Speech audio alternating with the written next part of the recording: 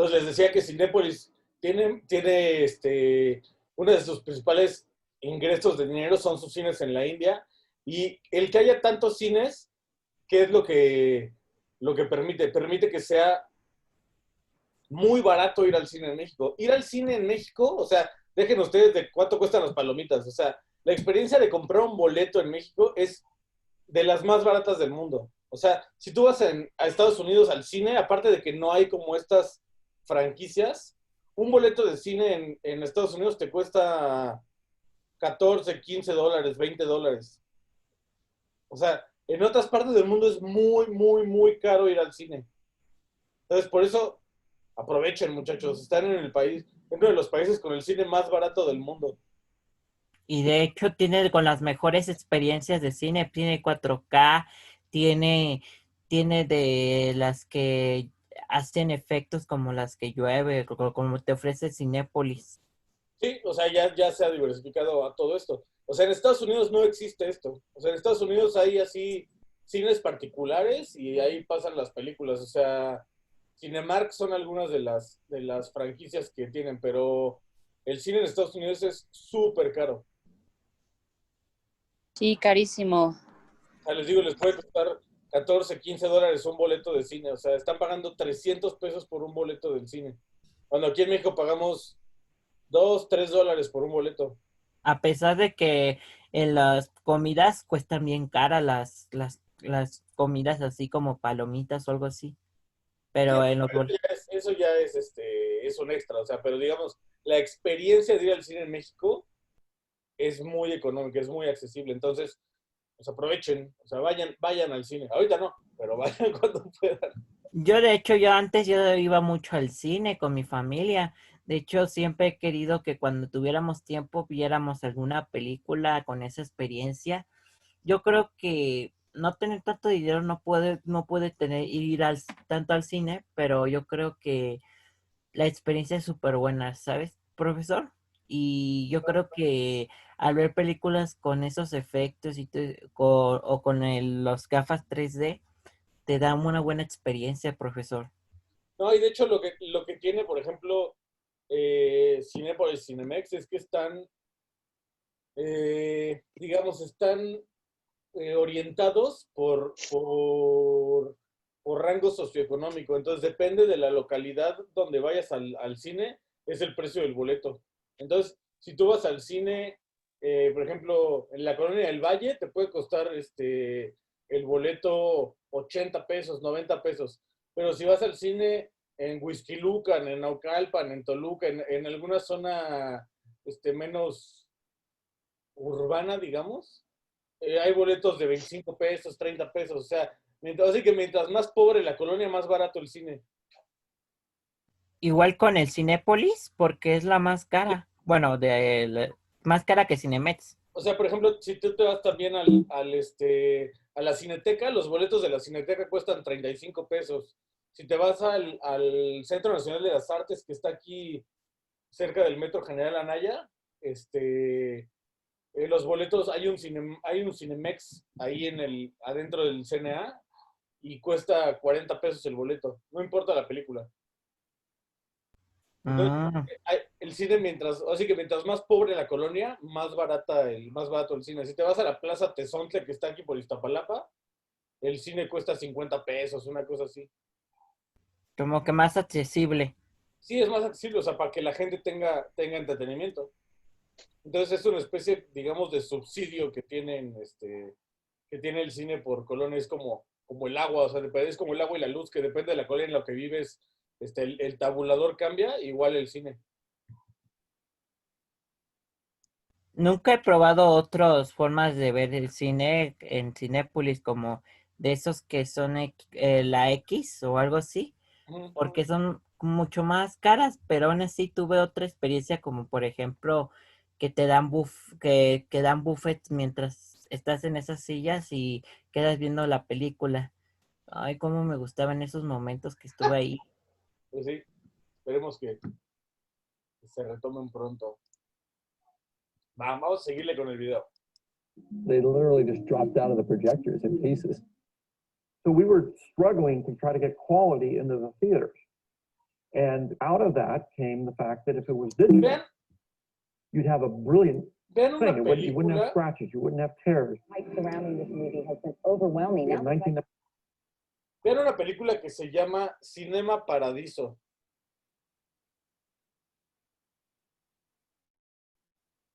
Esa película, Claro, ¿la han visto?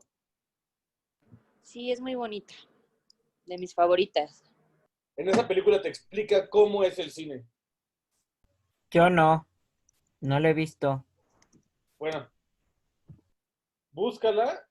Es de Giuseppe Tornatore, es una película italiana.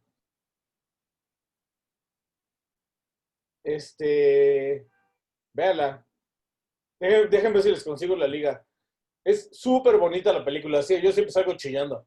Y te explica la experiencia del cine desde sus inicios. Entonces les va a ayudar también a entender esta parte de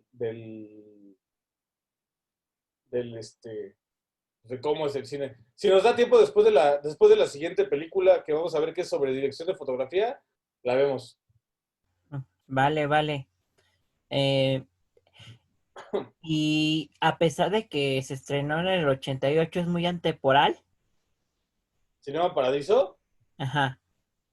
sí, está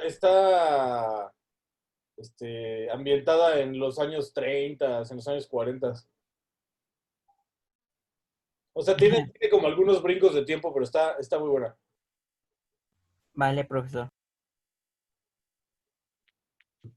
Came the fact that if it was digital, you'd have a brilliant thing. You wouldn't have scratches, you wouldn't have tears. Hype surrounding this movie has been overwhelming. In 1999, we were able to project Phantom Menace Eso es lo digitally. que les digo de la We had 2 theaters remasterización. in New York, 2 theaters in LA, and that was the first time that a major Hollywood movie had been projected digitally.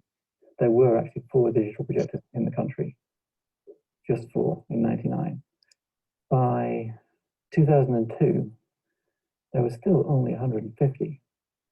The post flow was already there. It was all digital. And the rest of the industry was going there. Sound had already gone there. Editorial had gone there. Editorial, yeah, the camera was lagging behind, you know.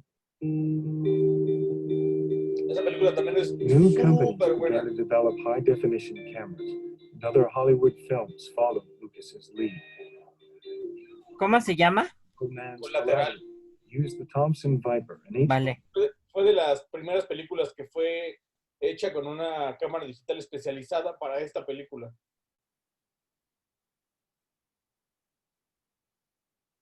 camera that outperformed film at shooting in dark environments. Michael wanted to see into the night. And that, at that point, was really, you know, best done with these digital cameras tweaked up and pushed to really sort of push the boundaries of what the digital was capable of. Collateral is interesting in that it was supposed to look exactly the way it looked. When you look outside at night, you don't see black, right? You see aura around the city of green and magenta and purple lights, and it's just like haze in the sky, and you just see all these crazy colors. And the only way to really capture that at that time was digitally. You've got a lot of sort of nighttime photography going on now that's using the different sensitivity of, you know, CCD chips. They see a little more of the UV spectrum. So you've got filmmakers trying to use that to give a different aesthetic to nighttime lighting. But to me, it's still, at the moment, retaining that flavor of video. The Viper was the first camera that really told me that the digital age was ratcheting up in intensity.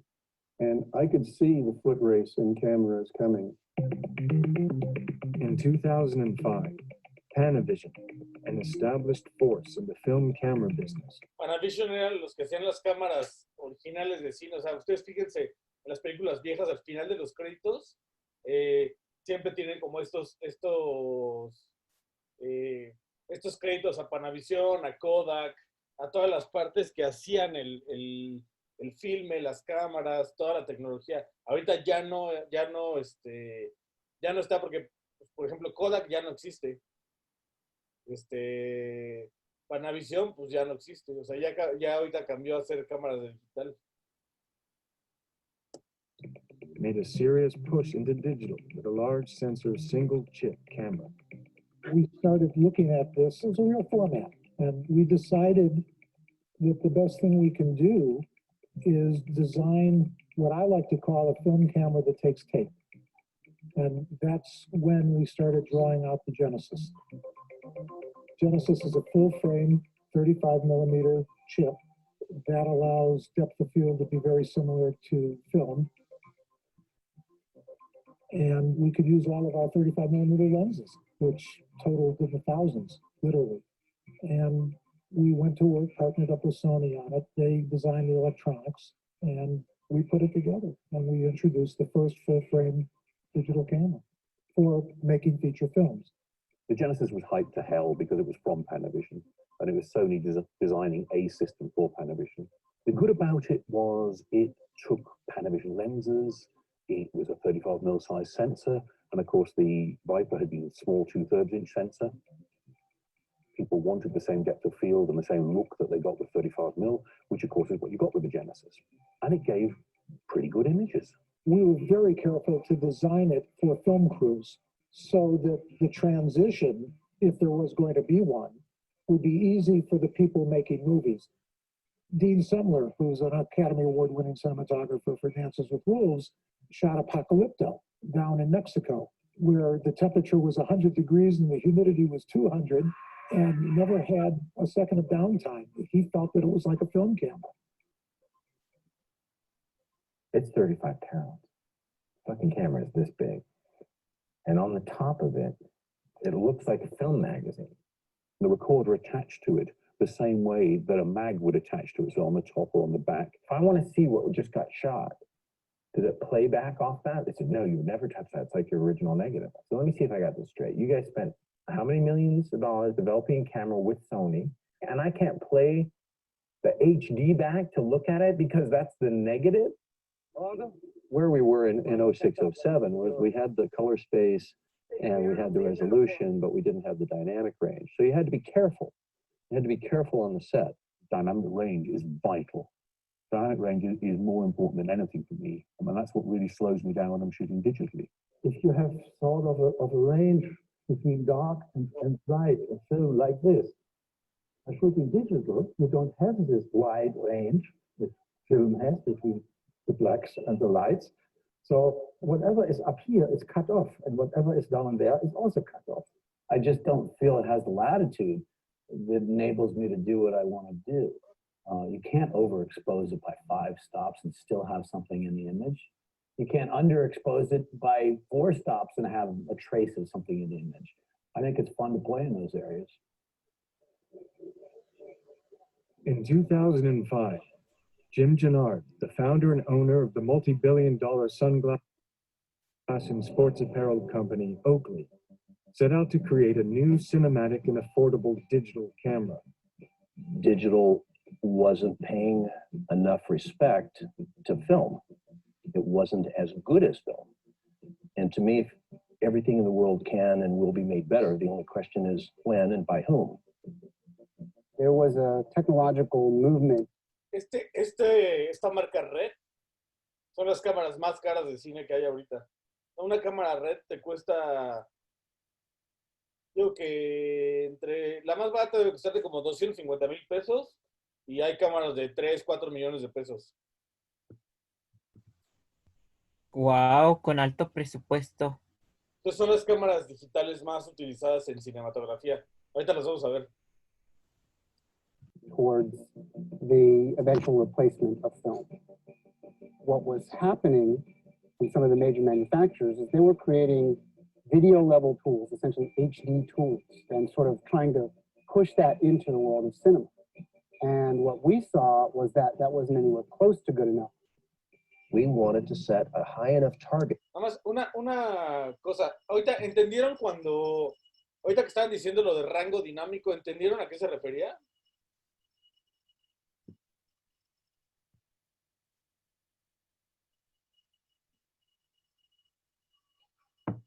Que ven que dicen que lo importante era tener el rango dinámico.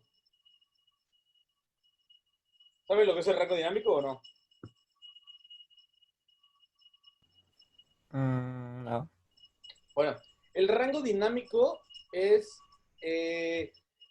digamos que es lo que mide la diferencia entre la zona más iluminada y la zona más oscura del filme, de la película. ¿Ok? Entonces, es la cantidad de luz y la cantidad de sombra máxima que la cámara puede captar. Entonces, a esto se refieren con la diferencia entre el rango dinámico del HD con el análogo. ¿Ok? Entonces, hay que ver que la cámara mantenga esas zonas de luz. O sea, si me paso del rango dinámico, la escena se quema y si no le pongo suficiente, la escena queda oscura. ¿Sí me explicó? Sí, sí, profesor. Es lo que nos permite ver las texturas, los colores, los detalles de la cámara. Digamos, es el límite de No la estoy dormido, estoy lo escuchando. reproducible de la escena. Entonces, Saludos y la puerta, por favor. por eso aquí cuando este cuate nos estaba diciendo de la cantidad de... Aquí nos lo explica. Paco, se escuchó todo. ¿Por qué no le silencias tu micrófono? Perdón, perdón, perdón. A ver, muchachos, vamos a Perdón, seguir. perdón, perdón. Entonces, Te aviso antes de cualquier otra cosa. entonces el rango dinámico es este límite entre la iluminación y la oscuridad que tiene la capacidad mi cámara de captar. ¿Ok? And that's what really slows me down when I'm shooting digitally. If you have thought of it, Entonces, a lo que se refiere es que cuando estamos haciéndolo en análogo no podemos ver el previo pues, en of la a range cinemática, ¿no? between dark and bright in film like this. By shooting digital, you don't have this wide range that film has between the blacks and the lights.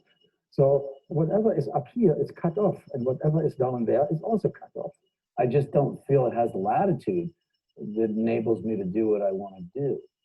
You can't overexpose it by 5 stops and still have something in the image.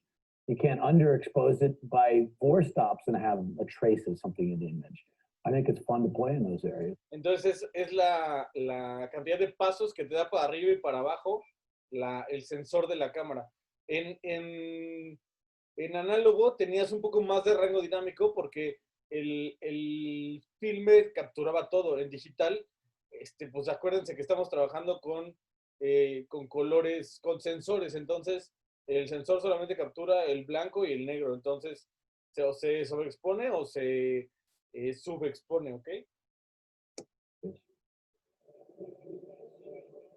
In 2005, Jim Gennard, the founder and owner of the multi-billion-dollar sunglass and sports apparel company Oakley, set out to create a new cinematic and affordable digital camera. Digital wasn't paying enough respect to film. It wasn't as good as film. And to me, everything in the world can and will be made better. The only question is when and by whom. There was a technological movement towards the eventual replacement of film. What was happening in some of the major manufacturers is they were creating video level tools, essentially HD tools, and sort of trying to push that into the world of cinema. And what we saw was that that wasn't anywhere close to good enough. We wanted to set a high enough target so that it was meaningful. That's the nature of Red. We want to help send film to the retirement home and have it feel good about what took its place. In 2007, the Red 1 was available to the public. This new generation of digital cameras could now shoot more resolution than HD, an increase in pixels from about 2K to 4K. When I saw the Red, I really felt I should call film on the phone and say I've met someone, because I really thought this is the future. The resolution, the curve, the way it saw light, I just felt this is a new thing, and was insistent that we shoot Che on it. Muchacho. Digital at the beginning was very bad. Everybody knew that. Then came the red camera, which was a little bit better than the previous ones. At least it was cheaper. Okay, it's cheap, but it's not good enough. And I actually experienced the limitation of that. Well, you know, it had problems. It crashed occasionally, put it mildly. It's a computer. But then again, Red ignored everything about normal film camera bodies and built what they thought was right. Even with the war stories that being out in the heat and having ice packs on it and all that stuff, none of that bothered me because the get was so significant. In this case, not having to lug film magazines up and down this ravine for days on end in 100-degree weather and being able to shoot onto a flash card and change magazines in 15 seconds, that alone was huge for us. It resulted in a better movie. I really love what Jim Gennard's doing. I love what that company's about, and I love the tack that they took. It's very much no holds barred, like, let's roll up our sleeves, let's get it in up to our eyeballs, and let's figure this shit out. Red one is 9 pounds, and put a lens on it, 14 pounds. On Social Network, I went to him and I said, I gotta shoot these tiny boats. They're like the thickness of potato chips, and I can't add 13 pounds of camera out on the side of the thing. I'll topple this boat. He said, okay, what do you want me to do? I said, you got to take one, you got to bore it out, you got to, whatever it is you have to do, you got to figure out a way. You got to give me the IndyCar version of the Red One. This is on a Friday. On Sunday, he called me and he said, make the bodies out of carbon fiber. I said, when can I have it by? He goes, it's on my desk. And I went down and I picked up 2, and they were 5 pounds, 5.5 pounds. Well, that never existed before with film cameras, this sort of immediate call and response between the people who are shooting and the people who are creating the cameras.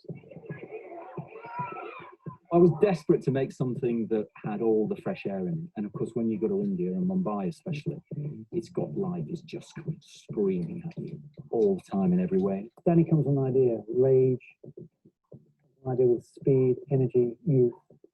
And that's what we need in the script. And then running, and that's it. And then off we go to India. It's just the most wonderful place to work for a different kind of film. And we wanted a camera that would somehow try and catch a bit of that. It's about finding a camera that the task is there, it's clear. My job is then to find, with all my anarchic and conventional experience, I've just got to find a tool. Cameras like Silicon Imaging's SI2K have been able to go places and get shots that would have been very difficult with film or earlier versions of high-definition cameras. It's a sensor with a computer on the back of it. So do you make your computer look like a film camera? Or do you say, oh, to hell with that. Take this Ethernet cable and connect it into a laptop. Then that's what the SI camera was. At that point, there were no other cameras small enough, and Anthony wanted to be able to run in the streets and track the children as they were running and be at the same height level as the kids. So they took MacBook Pros and put them into a backpack to use for their capture and recording system. Film cameras, even when they're off the legs or off the Steadicam or off the crane, they're still connected to the cameraman's body. He's either, he's either chasing you down the street, or he's got it here, or they turn it around and he runs backwards and things like that. With this SI2K, you could do that.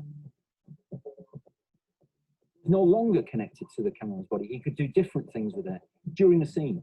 It literally just improvising during the scene.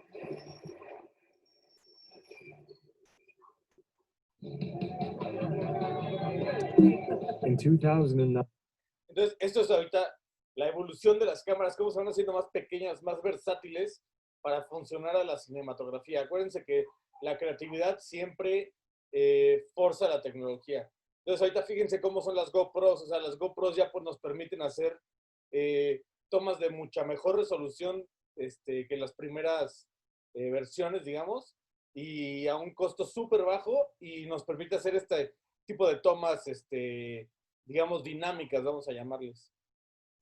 ¿Ok? Entonces la tecnología va a ir mejorando, vamos a ver qué nos depara el futuro. 9. Slumdog Millionaire won the Academy Award for Best Cinematography. It was the first time the award was given to a movie shot almost entirely on digital cameras. So you're at the Academy Awards. Do you feel like that film, did that film make digital acceptable in the mainstream now?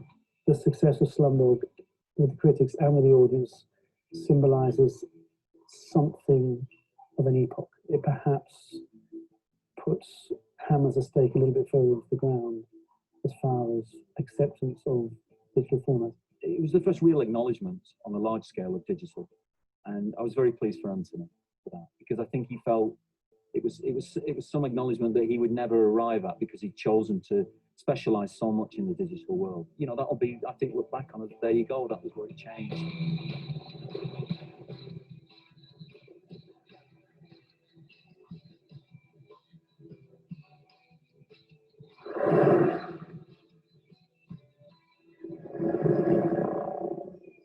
Avatar was going to be my next movie after Titanic. So I converted into thinking about 3D in 99. I knew immediately that the only way to shoot 3D, that the future of shooting 3D was digital. We were starting to experiment with putting two HD cameras side by side. I thought the results were pretty cool.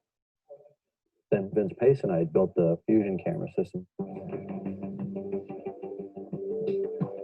We've decided to put one camera here and another camera on top. And what happens in here then to marry these two, because stereoscopically you need the two images to exist, right? Correct.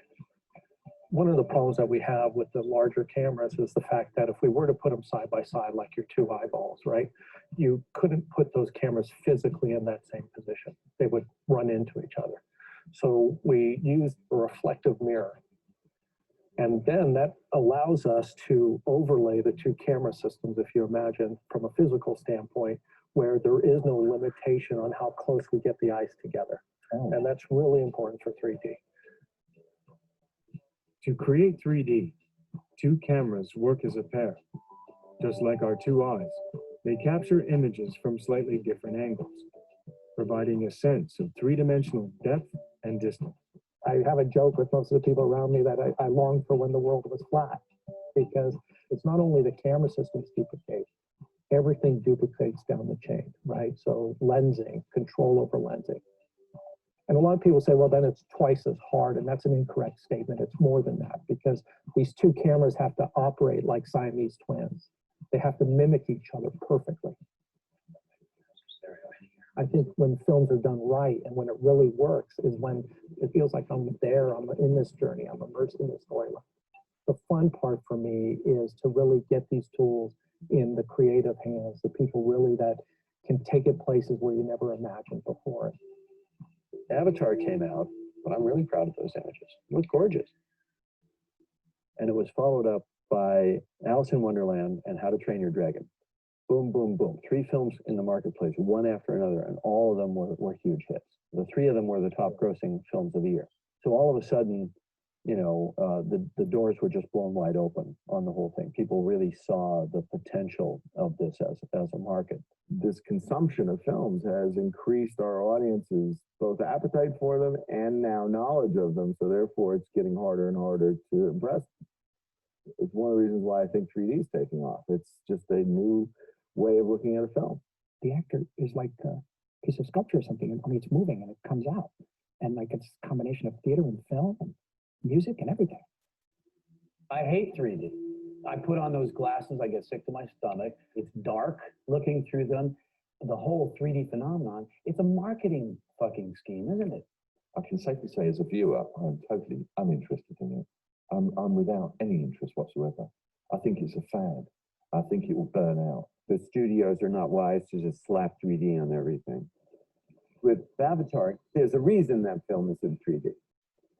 Because it is taking you on an experience. It isn't something that was added on for money or a joke or a gimmick. It's there because it was created that way.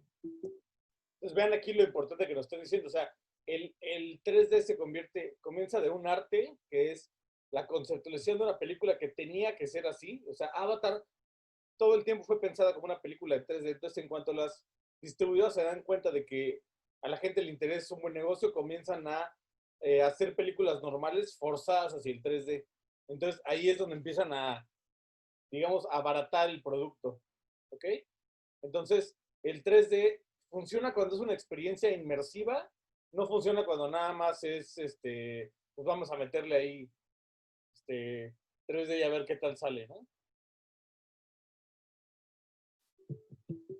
Avatar is two completely different forms of filmmaking combined. We only use lenses for about a third of the movie, which is all sets and, you know, just normal stuff, lighting, normal live action. We use virtual lenses for the other 2/3. We never shot in a real jungle. We had to create the jungle. It was all computer modeling. Every blade of grass, every bug buzzing around. Not 1 foot of film shot in a real jungle. You have this idea that you can home in on a mathematically perfect model for creating reality. You just throw enough computing power at it, you just throw enough software at it. Guess what we found? It didn't work. It required the eye of the artist and people who were trained in photography and looking at how light interacted with things to figure out how to write the code to make it look real. What I find is the manipulations that the digital media allow you to do, they are seductive, but ultimately a little bit hollow. The analogy I would always use is, I remember this summer when Chips Ahoy, or they came up with these chocolate chip cookies that were like they just came out of the oven and they were soft. I was like, oh, this is amazing, it's a soft cookie. And then after a couple of months, you're like, oh no, this is some horrible chemical crap that's giving this bad illusion that fools you at first. My big concern is that the image, ultimately, with CGI, I don't know if our younger generation is believing anything anymore on screen. It's not real. You're presenting complete unreality and making them feel like it's real. Well, whereas before it was captured in reality. All right, There's I'm betting you've been on a couple of movie sets. When was it ever real? There was a kind of a wall there and nothing over there. There were 30 people standing around. There's a guy with a boom mic. There's another guy up on a ladder with his ass crack hanging out. There's fake rain. Your street night exterior New York was a day interior Burbank. What was ever real? We're free of the old technology of capturing those images, camera, film, lens, exposure. It gives you more control, more choice, more ways to access what you're imagining in your head. Computers will only get better and better. We'll be able to produce anything you want completely realistic. And ultimately, if you've got enough time, the world is your oyster.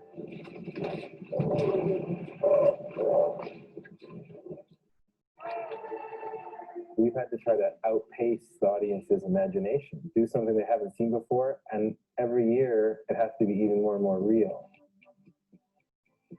The artists and the filmmakers are constantly trying to up the amount of spectacle and realism. And so that really puts us in the position of, like never before, really having to wed technology and art. That's what's great about the digital technology, is that it sort of doubles in everything about once every 2 years. Once you've set your mind on that path, it all becomes very simple. It's just going to be a matter of time, because digital is going to continue to improve. Camera companies like Red, Arri, Sony, and others are constantly developing new products and continue to make advances in dynamic range, resolution, and color. I love it that all these manufacturers are competing against each other to make great cameras, make them smaller, make them faster, cheaper, better sensors. The dynamic range of a digital camera up until recently has been limited to really a maximum of 10 stops. But you don't see it.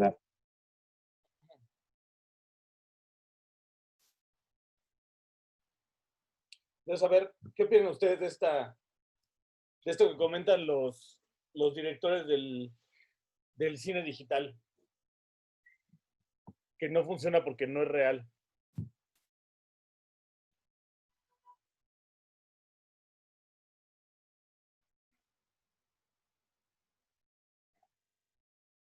A ver, muchachos, ¿están despiertos o no?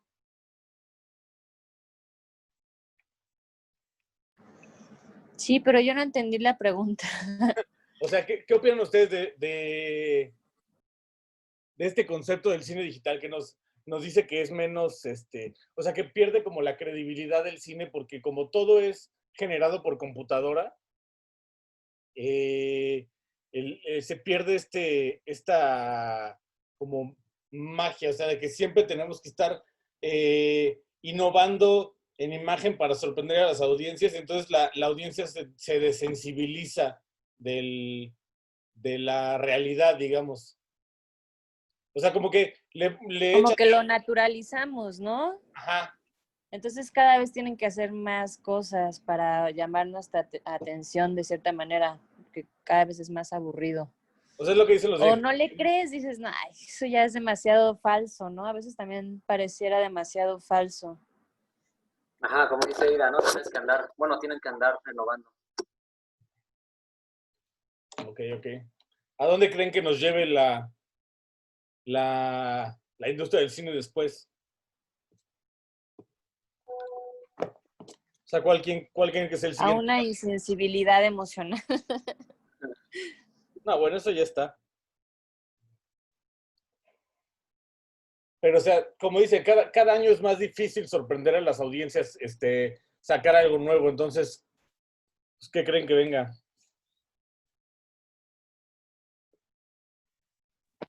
Más remasters.